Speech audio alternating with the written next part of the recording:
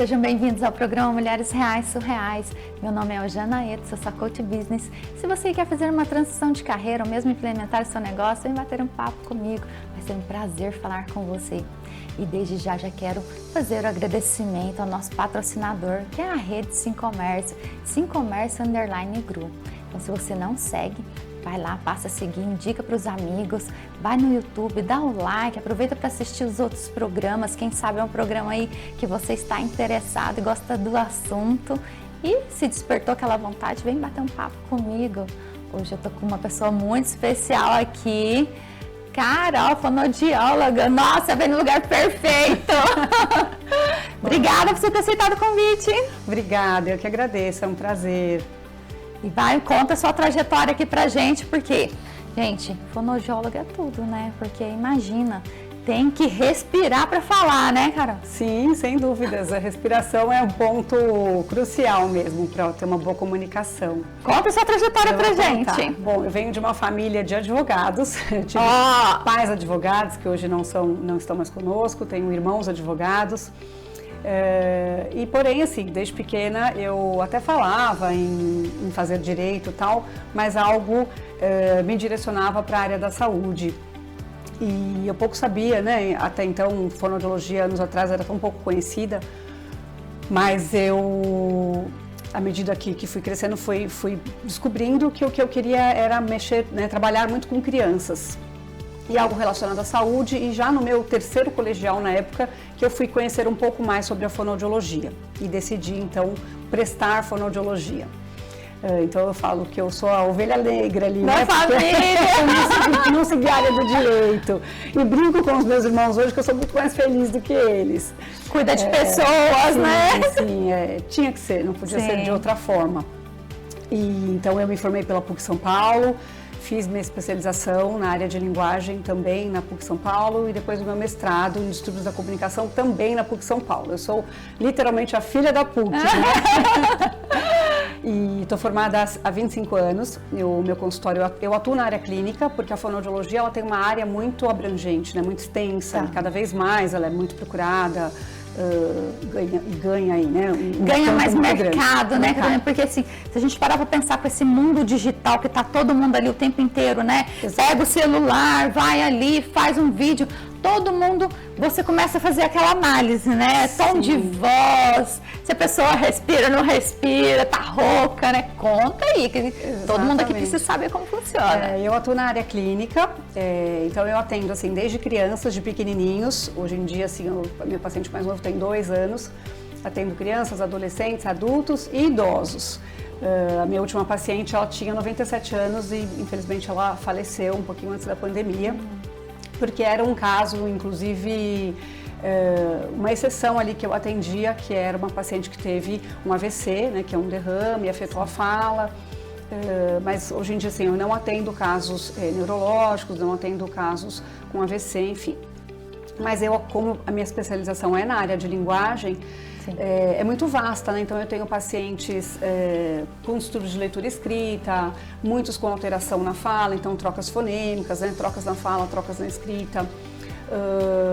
Depois da pandemia, né, infelizmente, eu atendo muitas crianças que não falam, então que tiveram aí um atraso de linguagem, um atraso na fala.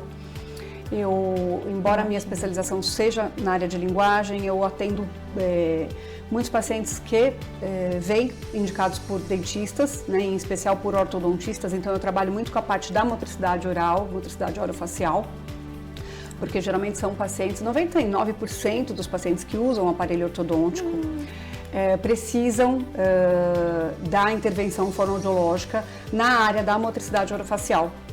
Nossa, eu imagino, porque eu uso Invisalign e eu noto que algumas palavras, quando eu vou pronunciar, talvez um pouco mais rápido ou não sai, ou a palavra sai um pouco atropelada. Aí eu falo, nossa, o que acontece? Não sai o som, né? Que tem que passar entre os dentes. Então, na verdade, assim, essa dificuldade ou da palavra sair, né, assim, muito rápida ou atropelada é uma questão mais da fala que não tem a ver com a parte óssea, né, a parte dos dentes. Mas em contrapartida é um conjunto, né, de fatores. Então para você falar bem, você precisa inicialmente de uma boa respiração. Porque você inspira o ar e você fala durante a sua expiração, então quando o ar está saindo. Então quanto melhor você sabe respirar, quanto melhor você respira, quanto mais você consegue armazenar de ar durante a sua inspiração, você vai conseguir ter um controle maior durante a sua fala. Mas o que mais você precisa para ter uma boa fala, né? Você precisa ter articulação. E aí é que está a questão da articulação com toda a parte motor oral. E também você precisa ter as suas pregas vocais preservadas. Então é um conjunto. Mas os pacientes que usam aparelho, na maior parte, tá? Não são todos os casos, a gente não pode generalizar, mas eles têm uma musculatura hipotônica, que é uma musculatura fraca, sem força, em especial da língua. Tá? Isso assim, a maior parte, tá? A grande parte dos casos que eu recebo. Então, o fonoaudiólogo, ele trabalha com a parte miofuncional, com a parte motora, com a parte muscular, enquanto que o aparelho corrige a parte óssea. Então, esse trabalho, ele precisa ser em conjunto, ele precisa casar. Por quê? Porque lá atrás, há 25 anos atrás, o paciente, ele usava o aparelho, mas ele não corrigia a parte muscular, né? Os ortodontistas, na época, não encaminhavam tanto para fonoterapia, para fonoaudiologia. Então, o que acontece? A língua empurra os dentes. A língua está fraca, ela não tem uma postura inadequada dentro da boca, então ela faz uma pressão contrária nos dentes. Então, o aparelho corrige e a língua entorta. Por quê? Porque a língua é o órgão mais forte do nosso corpo, por incrível que pareça. E aí, a força da língua é maior. Então, hoje em dia, né, graças a Deus, isso pouco acontece, porque há um trabalho multidisciplinar muito grande, Sim. há né, você tem que ter essa parceria com o outro profissional. Então, nós corrigimos a parte muscular, readequamos todas as funções, né, que nós chamamos de funções estomatognáticas, que é a mastigação, a deglutição, a respiração, a sucção e a própria fala. Então, quando todas estão funcionando juntas, caminhando juntas em harmonia, o resultado é mais eficiente, né? Entendi. Então, isso assim, eu tenho um número grande de pacientes, por conta de hoje eu estar numa clínica, hoje não, né?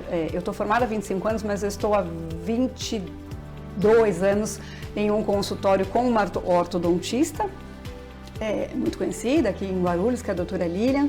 Então, a gente acaba trocando muitos pacientes, né? Sim, porque você mais qualquer outra pessoa precisa fazer parceria com os ortodontistas, né? Porque todos precisam indicar, né? Porque é como se fosse aquela...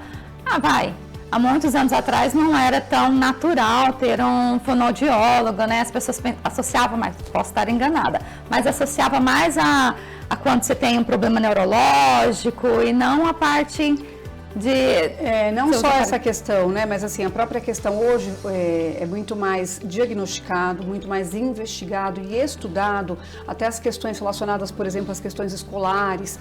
Então, TDAH, hoje se conhece, se fala muito sobre o assunto, né? Dislexia, déficit de atenção, de concentração, que há 20, 30 anos atrás era pouco conhecida, o diagnóstico não era assim tão rápido, né, como hoje. Então, o fonoaudiólogo hoje atua muito em toda essa área, com todo esse tipo de paciente, né, que eu também tenho bastante assim no consultório. Eu, por um período, também fiz atendimento domiciliar, mas hoje em dia assim está inviável por conta da logística e a própria demanda da agenda. Então, atendi um período também em São Paulo, mas hoje eu atendo só aqui em Guarulhos e só no consultório. E uma curiosidade, dá para fazer online? Dá para fazer online, sim. Isso também foi algo assim que nós descobrimos com a pandemia, né?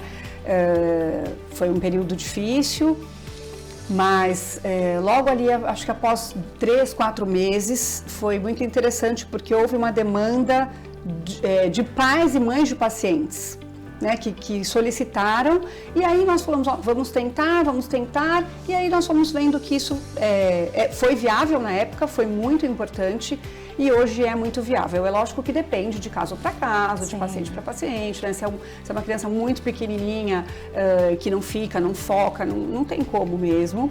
Esses casos em especiais de motricidade orofacial, eu não consigo manter 100% o tratamento online, porque eu preciso, inclusive, que o paciente esteja presente para eu tocar na musculatura, para eu fazer alguns exercícios onde eu toco no paciente.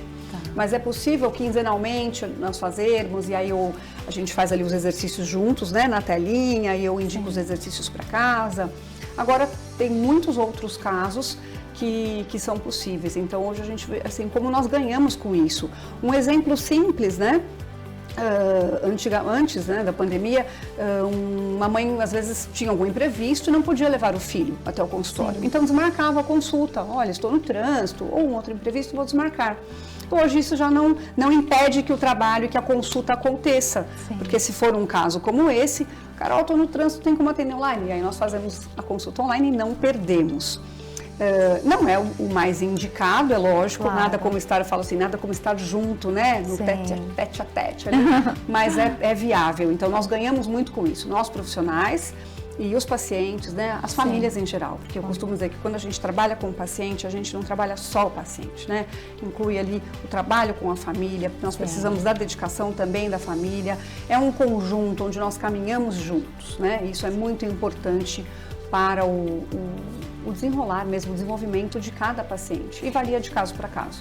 E assim, porque eu acabo convivendo num meio acadêmico muito extenso, e eu noto assim que os professores têm muita reclamação a falar assim, eu estou ficando rouco, quando a aula é muito extensa, eu acabo respirando pouco, bebendo muita água, mas não está resolvendo. Existem exercícios para isso, né? Para que facilite essa explanação para todo mundo. Né? Isso tem sido uma grande queixa mesmo, uma grande demanda, porque na verdade a alteração de voz, ela está relacionada a um abuso vocal, ao uso inadequado da voz, geralmente, né, 99% dos casos tem uma influência negativa da respiração, então uma respiração inadequada, mas também a questões emocionais.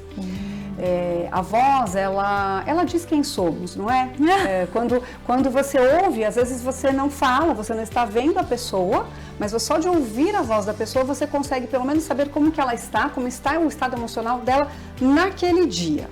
Né? E o próprio tom vocal diz muito quem nós somos, a nossa própria personalidade.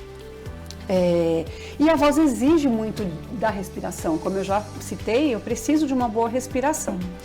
Até por conta do que nós vivemos hoje em dia, né, essa correria desenfreada, as pessoas estão sempre muito agitadas, se cobrando muito, você automaticamente fica mais acelerado. E aí, consequentemente, isso reflete na própria respiração. Então, já começa aí, né? O professor ou outro profissional que tem a voz como um instrumento de trabalho, força muito, porque usa de forma inadequada, respira inadequadamente, às vezes eu tenho pacientes, professores que dão aulas seguidas, uma seguida da outra, 3, 4, 5 horas seguidas, né? Isso é muito prejudicial, porque você precisa ter uma pausa, você precisa ter o descanso das pregas vocais, você precisa ter o seu descanso, inclusive, né? Mental, emocional. Então, tudo isso são fatores que influenciam. E aí outros fatores, né? Tem pessoas que ficam expostas a ar-condicionado o tempo todo e que faz muito mal para toda essa região respiratória, alimentos que prejudicam, né, muito toda a questão aqui da laringe, as pregas vocais, então prejudicam o uso da voz. Refluxo também? Refluxo, eu ia falar agora, pacientes que têm, né, muitos problemas estomacais e acabam tendo refluxo esofágico. Então, na verdade, quando você tem esse refluxo, o que sobe é o suco gástrico e ele paira nas pregas vocais. Então, ele irrita, né, toda essa região aqui da laringe, então prejudica, né, porque o paciente acaba forçando muito a voz quando ele fala. Então, nós temos as pregas vocais que estão na laringe e elas se movimentam assim quando você fala e ficam paradas ali quando você está respirando. Então, quando você força, você tem esse abuso vocal, as pregas vocais elas batem uma na outra com muita força. Isso machuca. Então, causa, né? Começa com nódulos vocais, que por incrível que pareça é o mais leve. Então, hoje, assim, quando você tem um nódulo em qualquer parte do corpo, é algo que sinaliza, né, que nos preocupa.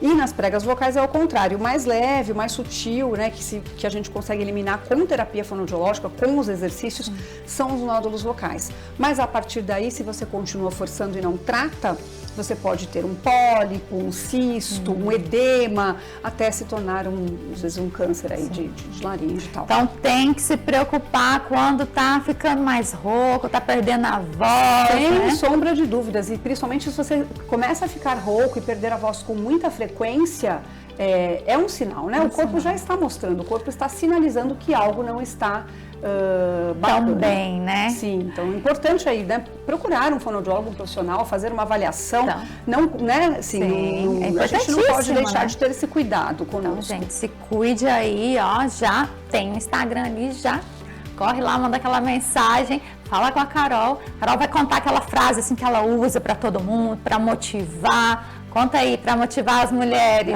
Eu acho que assim, motiva mulheres, motiva todos, na verdade.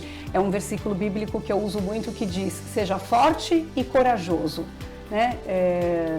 Onde Deus diz, né, que Ele estará conosco sempre, onde nós estivermos. Então, a gente precisa mesmo não desanimar, ser forte, ser corajoso todos os dias, porque todos os dias nós enfrentaremos dificuldades. Com certeza. Mas nós precisamos nos apegar, né, Sim.